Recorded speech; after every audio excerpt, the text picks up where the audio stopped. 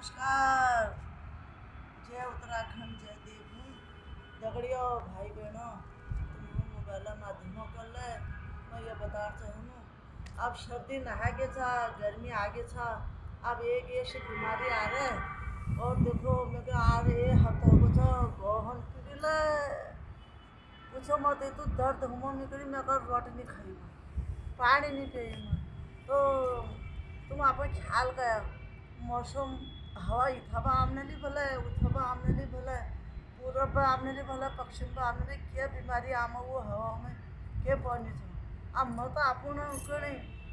ये तो ध्यान करने और ध्यान जिन्हें जब मैं साफ आ जाऊँगा मास्क पहन पर जिन्हें बल्दू का महा पहन पर तब लग मैं किया जथा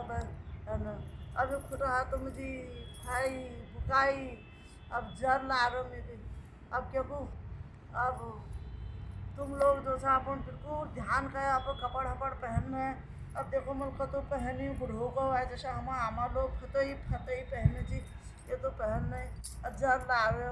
अब को में दवाई पूरी हैं अब सब अपनी परेशानी छो अपनी परेशानी छो बाबा अपन शरीर छो सब कुछ छो तो अपन ध्यान को अपन खाया पिया ख्याल का और मोबाइल माध्यम और बेई में ब्लॉग नहीं बना सब तो तबीयत ढील है तो लाइक करिए शेयर करिए तुमको पसंद आला न्याल तुमको तहे दिल धन्यवाद हूँ ना आप शरीर ध्यान का हाँ।